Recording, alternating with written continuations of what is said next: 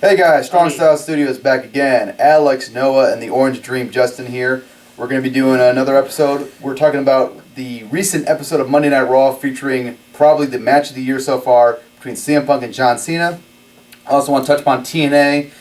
And then we got the card for the Wrestlemania Weekend from DGUSA. A lot of great matches here. And we also want to touch upon New Japan.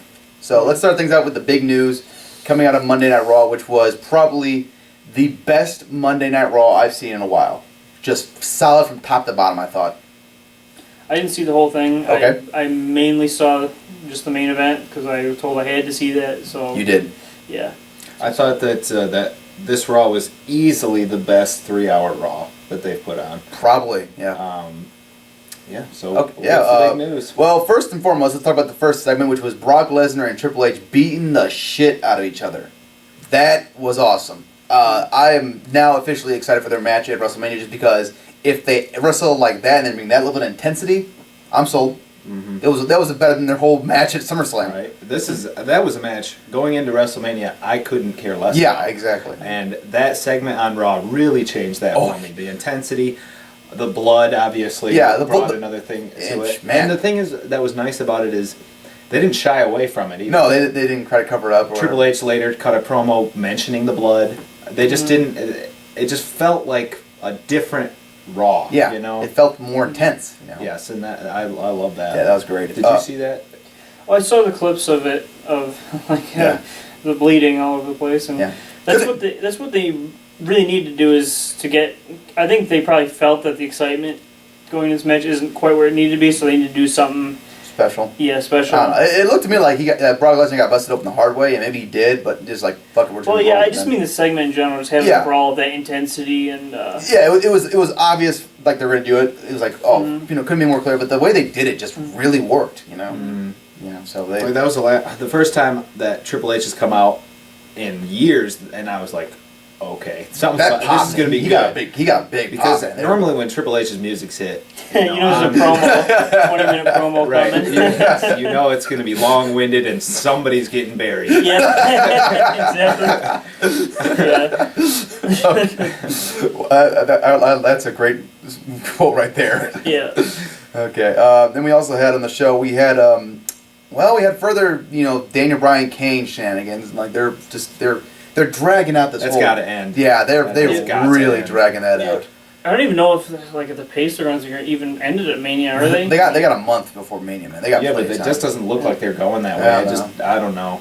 Maybe Backlash, but we had Ryback and Ziggler in actually a very good match. I really enjoyed the match. Didn't like the fact that Ziggler lost again. This match, I felt like it was good. The action was good, but never did I feel like Ziggler was. I don't know. I thought it was a few chances maybe win here, but I just felt like he'd hit a move here and he'd hit a move there, and then he'd let Ryback kind of take control of the whole match. And I don't know. There's no reason for this match. Ziggler should not be losing clean. Plenty of jobbers that could to Ryback on Raw. That shouldn't be happening. Meanwhile, Ziggler can't get a win, and neither can Cody Rhodes, who they're just wasting Cody Rhodes right now. Yeah, I was gonna say Cody Rhodes. They completely maybe the most underutilized guy. What the hell are they doing with him? Let's also talk about another big thing, which is the Alberto Del Rio and Zeb Coulter Jack Swagger promo. Segment, segment. I was actually really enjoyed it a lot. I thought I think they got something really going here. I think this feud could work.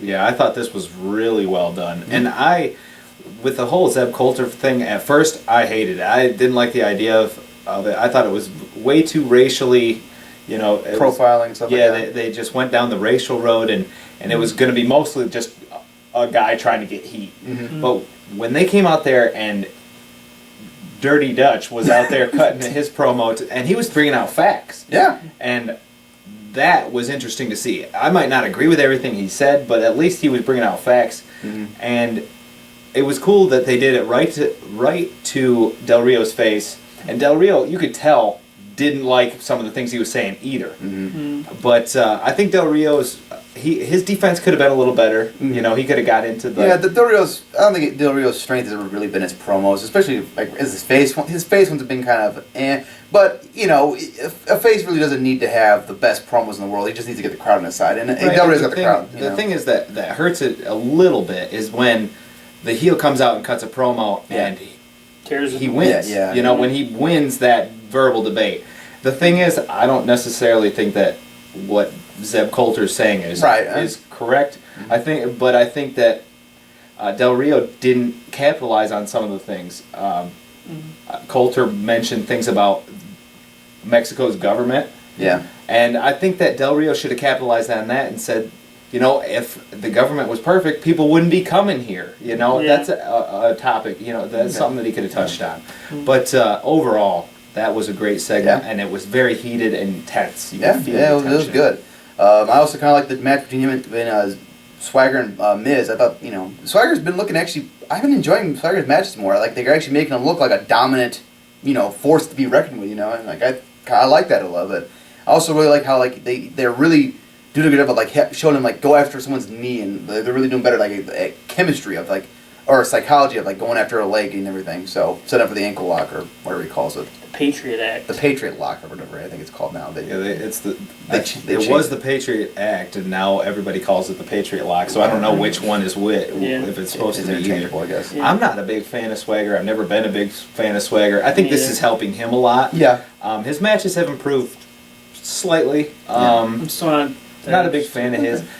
I know that a lot of people are, but I think my big gripe with him is, one, the psychology usually just is not there. Okay. Yeah. And two, he's very robotic in his movements. He just needs... I feel like he just needs to loosen up. Like, well, look at his hands. They're always locked open. Maybe that's why he was smoking pot then. Maybe. Really. Yeah. Oh, do you want to talk about that? Like, how about Glenn Beck? Glenn Beck probably saved Jack Swagger's WrestleMania spot with the publicity they've gotten. That's possible. Yeah. So, probably the first thing that Glenn Beck's ever done for someone, and, you know, helped out someone probably.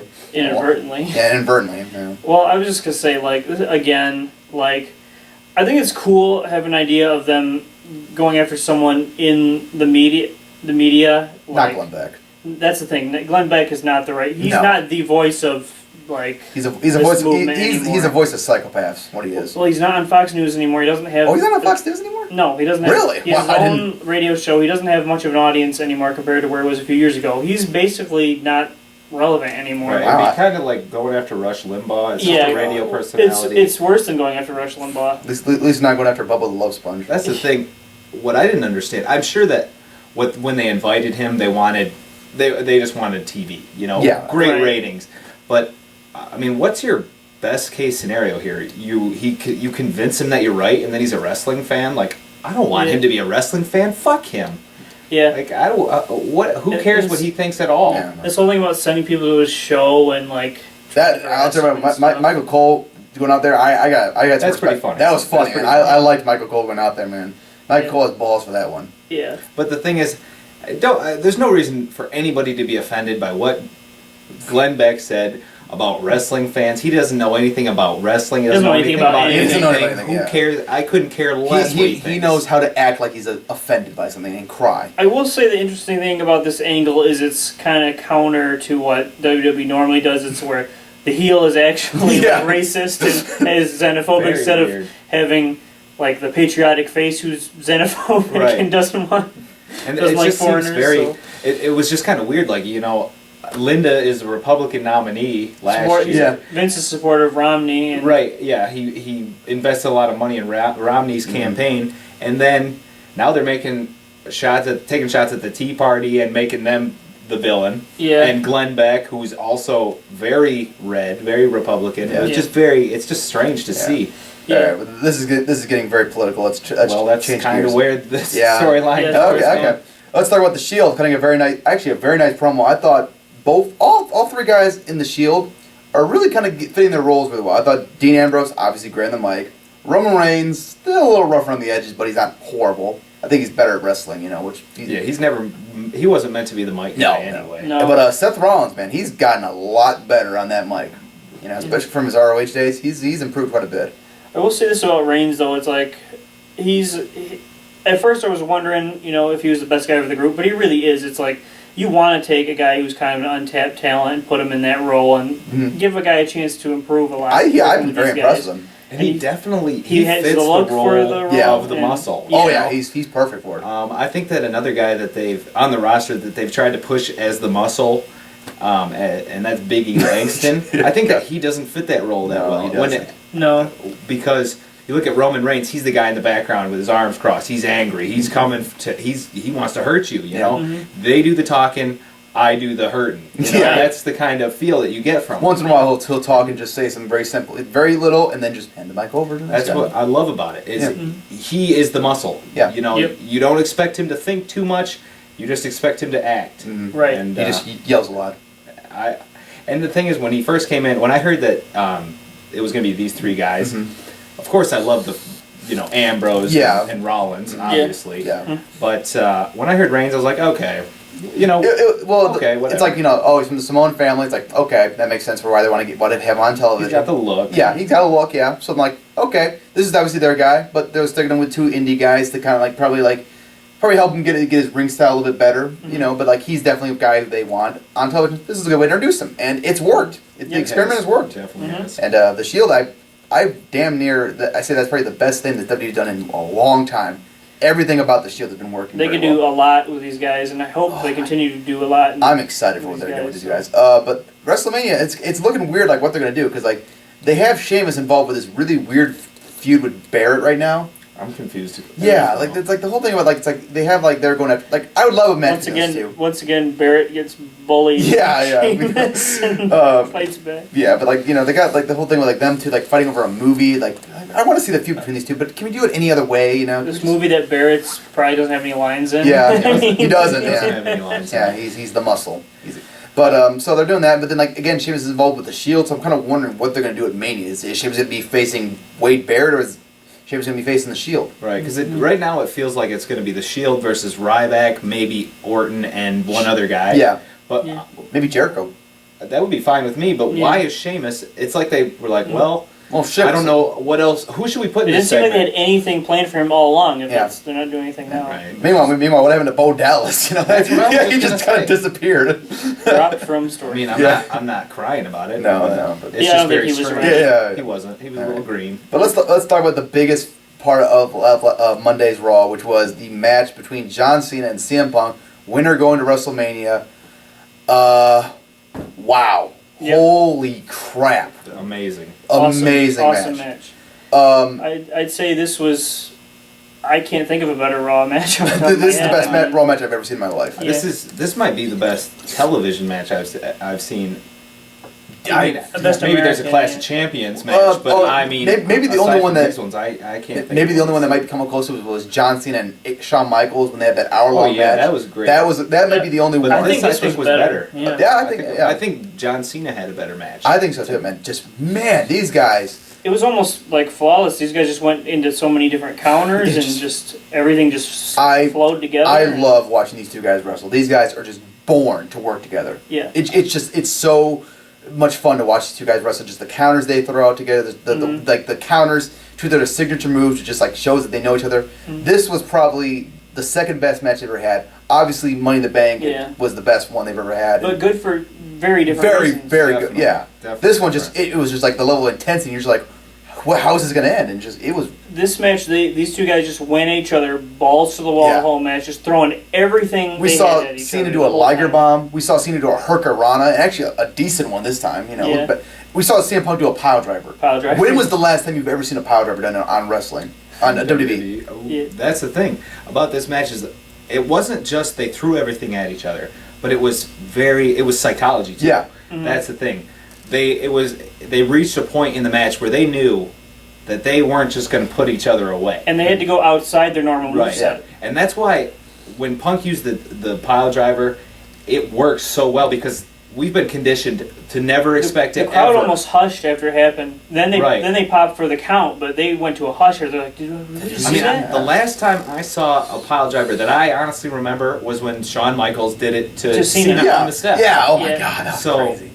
When I saw that, I was like, wow. And it really fit Punk's character of going against what you're supposed to do. Yeah, exactly. Because he's not supposed to do that. Yeah, apparently Vince got pretty upset about that, but who cares? Which is great. Yeah, exactly. You know, that's what Adds you to it. Yeah. But then, you know, but not just Punk. He didn't. It wasn't all Punk. A lot of people want to say, "Oh, Punk carried." Oh him into no, a great absolutely match. not. And No, that's not- not the case because, and I'm not a huge Cena fan. I No. think that part of the problem with a lot of his matches are they're not that snug. They're not that crisp. This But match man, was totally. Oh, it was the opposite. Yeah. I was telling you earlier, this is the best match from a wrestling perspective I've ever seen John Cena wrestle. I will agree with Yeah, that. he was great. He was just crisp. He was just the counters were great. Yeah, he looks better than I've ever seen him. Like he just looked very, very fluent with his I wrestling. think with Cena and Punk to a certain extent too, these guys wrestle all the time. And not I'm saying like they have house shows. These guys have to wrestle more than practically anybody on the roster. These guys maybe get a little complacent at times. Maybe don't take every match like it's a big thing. But when these two guys get together, they know they're bringing their A game. Both guys know that they're gonna push each other, and they just know how to get the best out of each other every time. Absolutely. And it's just. And I do want to go back to a little bit to what I was saying about the psychology and that, like I said about Punk doing the pile driver, but then you had, I loved, you said the Liger bomb. Yeah. I love that because it made me think Cena pulled out a move that has beat him in the past. Right. Batista bomb. He's just thinking, what else can I hit him with? This Yes, move. it must. The first thing. This beat me, so maybe it'll work. I would love. I love to see that Yeah. when they're pulling things not only just from their past matches, but from their past, you know, histories, and that really added something to the match. The only thing I would have liked more is if CM Punk had done the rock bottom. I think that would have been like just like the icing on the cake. I thought. I think that the match was about as perfect as it could. Yeah. I know. I'm just saying. Like I want to. That would have been a really cool like throw. Like just like maybe like a shot at the Rock. You know. So But where do you guys rank this match among best matches so far this year? it's number one for me. I haven't seen all of New Japan New Beginnings, so I have not seen the great Kara Anderson Tanahashi match. But right now this is like I think like 4.5, maybe 4 3/4. I go like 4.5 too. I would go with 4.5. I think this is my second best match of the year. behind Wrestle Kingdom main event. Yep. Okada versus Tanahashi. Wow! I forgot about that. Yeah, you're right. I'm sorry. I completely forgot about that. I saw Anderson versus Tanahashi. That's a great match. This was better. So this match is second best for me right now. And that's saying so much, especially for a TV main event. Wow.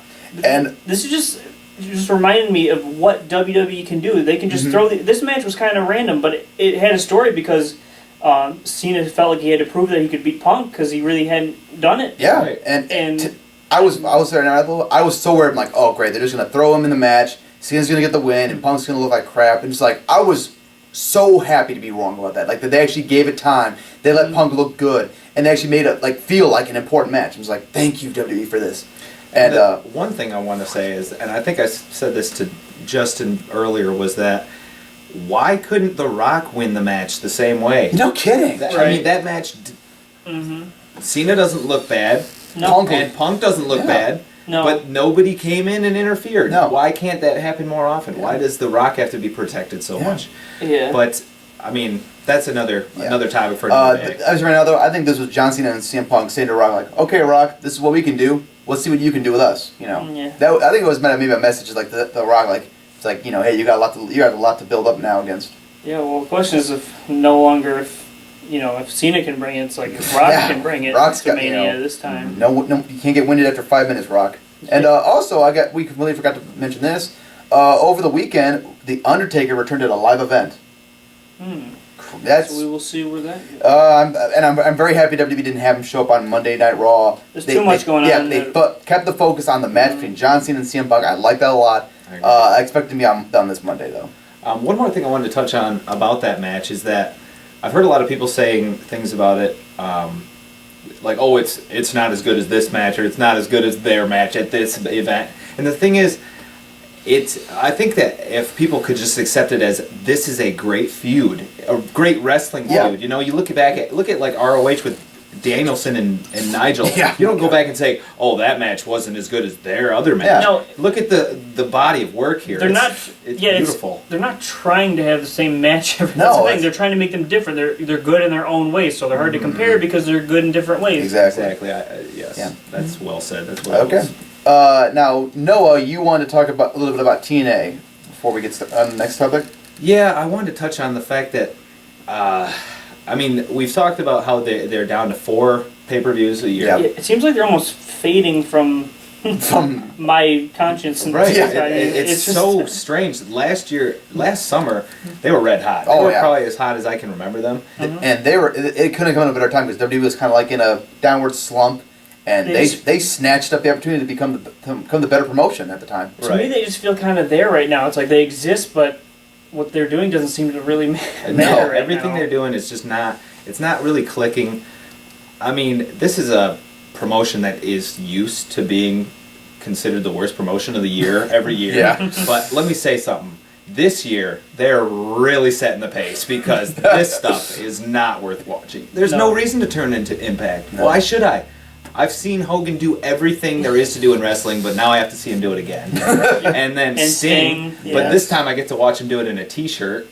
And in a cage against Diva. why should I care about this? And then you take your 2 best talents, your 2 hottest heels, put them in a tag team, and forget about them, basically. Yeah, I mean, the only reason... are they doing anything right now, really? Maybe some... They put the belts on Aries and Rude. The build to lockdown. Oh the my build God. to lockdown is just atrocious. They had, what, 2 months to build this up?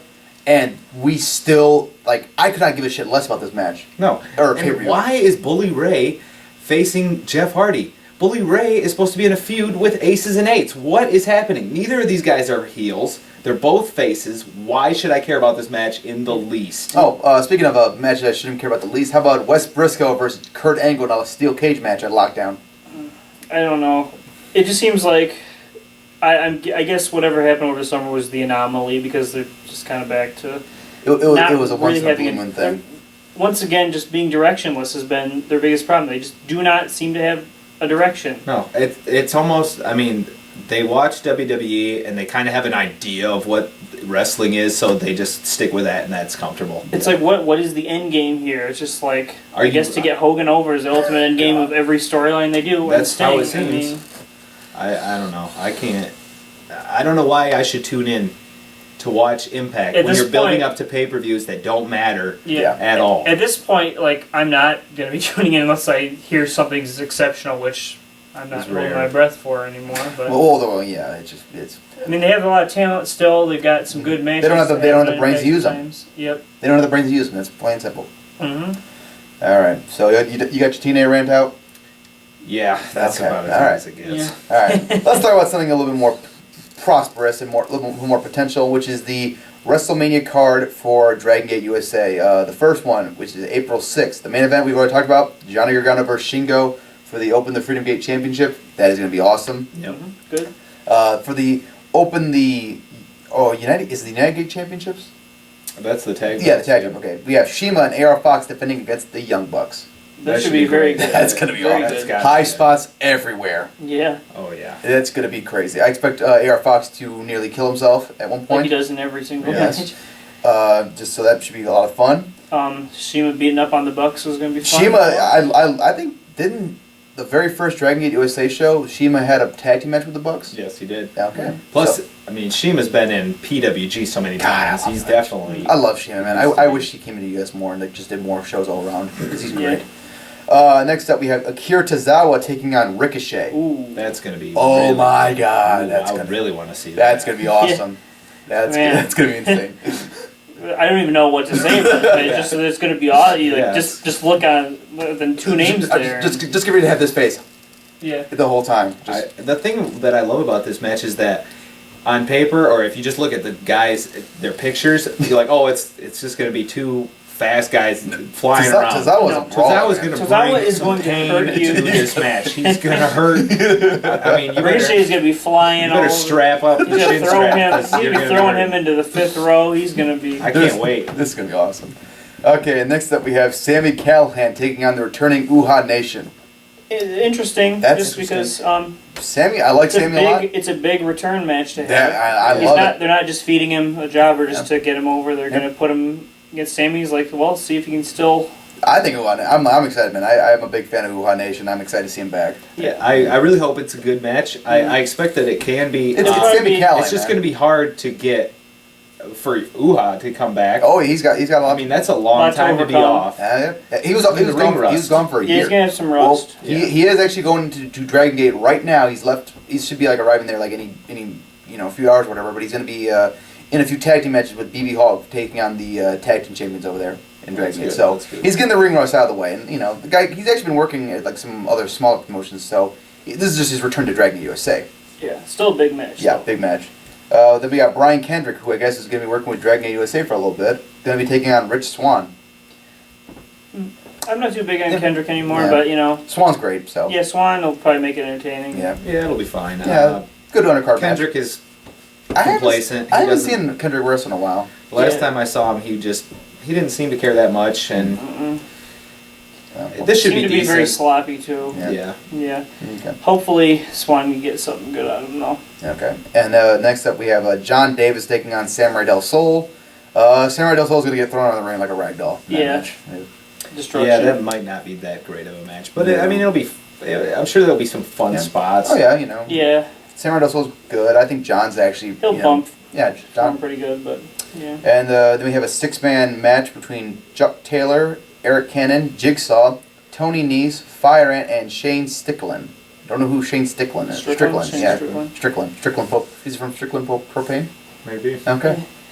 There'll probably be like maybe the opener or something. That'd be fun. Got a lot of good talent there. Fun match. Yeah, you got Chuck Taylor, Jigsaw, Fire Ant. That's a lot of fun. Yeah, that should be good. Yeah.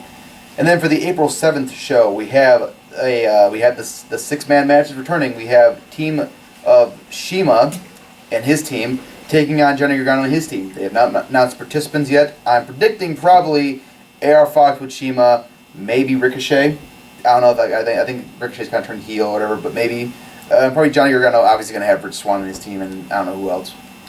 I mean, can this match even possibly be No bad? way. I mean, it's Shima and Johnny Gargano in the match right there. Plus, we're talking about Dragon Gate. This is what they do. Yeah, they do this 6-man is tags. like- That's what they do. And Johnny, he wrestles in Chikara. He knows how to do 6-man Trios. tags. Yeah, trios. This has got to be good. Yeah, this is going to be awesome, right? There's no question. Yeah, if you haven't seen a match like this, like a Dragon Gate 6-man before, There's you are nothing in like for it, a man. treat. They're just, You gotta it's mind blowing, really. They're really awesome. The pace that they set, they'll go out there for like 25, 30 minutes, but it'll just be non-stop and just crazy spot after crazy spot, and they hardly botch anything. It looks like they're always great. Yeah. And then we have Shingo taking on Tozawa. That could be That's something gonna be else there. awesome. That is gonna be I awesome. did not hear about that till just now. Yeah. I almost marked it. That is going to be sweet. That is going to be awesome. I agree. Then we have a big invitational match, which is going to be a ladders are legal match. So pinfalls, submissions, elimination match, but ladders are legal. Yeah. But that means nothing's hanging above the ring, basically. No, it's just someone's going to. If there's ladder, you can use. People are going through ladders. You feel like climbing a ladder? Go for it. Yeah.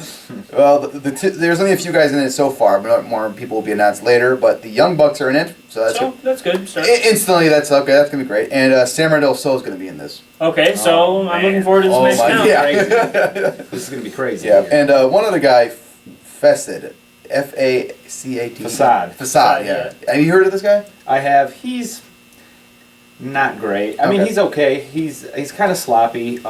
He was in, I want to say UWF, that Urban Wrestling Federation. Oh, or okay. something like that. Yeah. I think you're right. Yeah. He kind of reminds me of Christian York in that he can do some stuff, but he's limited, and I don't think he's going to get too much better. Okay. But he'll do. Okay. He'll probably be good in this match. This is where he belongs. Yeah. Okay, and then we have Brian Kendrick taking on Chuck Taylor. That should be entertaining. I think that'll be That could be hilarious. I expect it to be a comedy. Yeah. Chuck Taylor's just great at bringing out like just the funniest part. I'm sure Chuck Taylor's going to rip on Kendrick for either getting fired or being a pothead or something. Anything. Any number of things. Can we see the Swamp Monster interact with Brian Kendrick at all? That'd be great. There should be some Swamp Monster. Okay, and then the other match is the Super Smash Bros. Taking on Sami Callihan and Eric Cannon. I really don't like the fact they're keeping the DUF alive.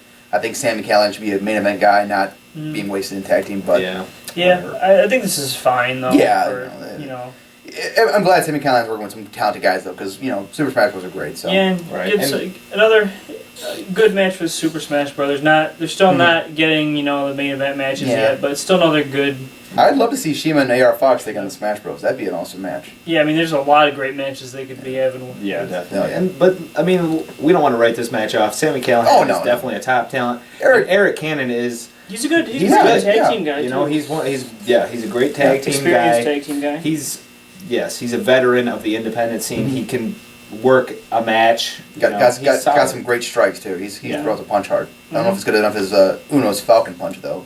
Yeah. Just saying. All right, and then the last but not least, we want to talk about New Japan a little bit. MVP has announced that he is done with New Japan Pro Wrestling. Sad to see him go. He's left it open for him to go to TNA or WWE. I expect WWE to probably pick him up because they've been looking at him for a while apparently. Which I'd be happy with because I always like MVP. Well, if he goes to TNA, he can probably be champion. Yeah, there you go. If he goes to WWE, you get a paycheck, so it's kind of got to weigh the pros and cons. I think he'll take the money over anything else. Personally, I'm okay with this. I'm not going to miss him. His matches. I think he fits better in WWE or TNA. Yeah. Anyway, so yeah, he didn't translate very well to the Japanese style. No. I was never big on him. I didn't think he really improved or developed a lot either, his style. He's still kind of doing the same style that he always did in WWE, so, yeah. Okay. And this is just worth mentioning, I don't know if it means anything, but Shelton Benjamin and Loki, their roster picture has been removed from the website, so I don't know if that means that they might be going from New Japan as well. I don't know if I don't want to jump to conclusions or anything, but I did hear that Loki got quite a bit of heat, and that's why he was off the card. Really? What was the heat about? For wearing the suit. Really? Apparently he wore the suit and they didn't like it, and they were really upset about it, and that's why he wasn't on the next pay-per-view. Wow. So there is some heat. I mean, this is a rumor, so don't take it with a grain of salt. Yeah. But it does kind of make sense. But Benjamin, Benjamin's one of those guys that's been rumored for a while to go back to WWE. You know, they rid him off from Ring of Honor too, so it's like. Hopefully Loki's sticking around, and he might just be in the doghouse for a while. Hopefully he'll be back because he's a great asset, fits in great. I wonder if he's ever going to go back to Dragon USA though. I don't know. I don't think he belongs in New Japan. I think that's where he's motivated. That's where money is. He's not going to wrestle 5-star classics in independent shows anymore. He's over it. He's better than that, at least in his opinion. And you could argue that he's probably better than that. He's kind of. I mean, he's been around the world. He's done fantastic talent, and he's dedicated so much of his time and life to being the best. Yeah. And I respect that. Mm-hmm. But it would be really unfortunate if he was out of New Japan because there's nowhere else I can see him being used. He just fits so well. Yeah, I agree. Well, maybe we can go to Dragon Gate in Japan. You know. Yeah. Okay. But still, I don't think that. I think he would fit better. Hopefully he's staying. Yeah, hopefully. Bottom line. Yeah, because he's great. All right, I guess that wraps up for another episode of Running the Ropes, guys. Thank you for joining us. Don't forget to subscribe and do all that stuff. And take care. Bye.